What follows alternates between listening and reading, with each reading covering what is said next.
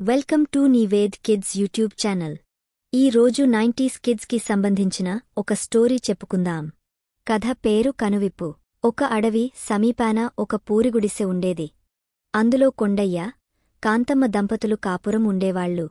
కొండయ్య అడవికి వెళ్లి కట్టెలు కొట్టుకుని వచ్చి పట్టణంలో అమ్మేవాడు. ఇలా వాళ్ల జీవనం కొనసాగించేవారు. ఒకరోజు మామూలుగా కొండయ్య కట్టెల కోసం అడవికి వెళ్లాడు. ఒక చెట్టుని నరకబోయాడు. వనదేవత ప్రత్యక్షమైంది.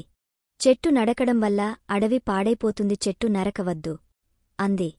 కట్టెలు కొట్టి అమ్మకపోతే నా జీవితం ఎలా గడుస్తుంది అన్నాడు కొండయ్య. అప్పుడు మనదేవత, నీకు ఒక పాడియావును ఇస్తాను, దాని పాలు అమ్ముకుని సుఖంగా జీవించు అంది. కొండయ్య సరేనన్నాడు. వనదేవత అతనికి ఒక పాడియావుని ఇచ్చింది. కొండయ్య ఆవును తోలుకుని ఇంటికి వెళ్లాడు. భార్యకు చూపాడు. ఆమె కూడా చాలా ఆనందపడింది. రోజు పాలమ్మగా వచ్చిన డబ్బుతో వాళ్లు జీవనం గడిపేవారు. కొన్ని రోజులు గడిచాయి.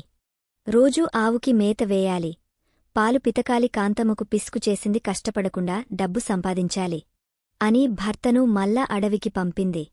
కొండయ్య ఆవును తోలుకుని అడవికి వెళ్లాడు.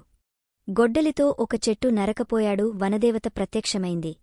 ఏంటి కొండయ్య, మళ్ళీ వచ్చావు, చెట్టును ఎందుకు నలగబోతున్నావు అని అడిగింది. అప్పుడు కొండయ్య, ఈ ఆవు వద్దు, ఇంకా ఎక్కువ డబ్బు వచ్చే ఉపాయం చెప్పు అన్నాడు. వనదేవత సరే అంది. అవును తీసుకుని ఒక బాతుని ఇచ్చింది. ఇది ప్రతిరోజూ ఒక బంగారు గుడ్డు పెడుతుంది, అమ్ముకుని సుఖంగా జీవించమని చెప్పింది. కొండయ్య బాతుతో ఇల్లు చేరాడు. బాతు ప్రతిరోజూ ఆ బంగారు గుడ్డు పెట్టేది. దాన్ని అమ్మివచ్చిన డబ్బుతో రోజులు గడిపేవాళ్లు. కొన్ని రోజులకు కాంతమ్మకు మళ్లీ విసుగు పుట్టింది. ఈ బాత్రోజుకు ఒక గుడ్డు మాత్రమే పెడుతుంది. మనం త్వరగా ధనవంతులు కావాలంటే కోరిన ధనం వెంటనే ఇచ్చే సంచి కావాలి అని అడిగి తీసుకురా అని మళ్లీ అడవికి పంపింది. కొండయ్య బాతుని తీసుకుని అడవికి వెళ్లాడు. చెట్టు నరకపోయాడు. వనదేవత ప్రత్యక్షమైంది.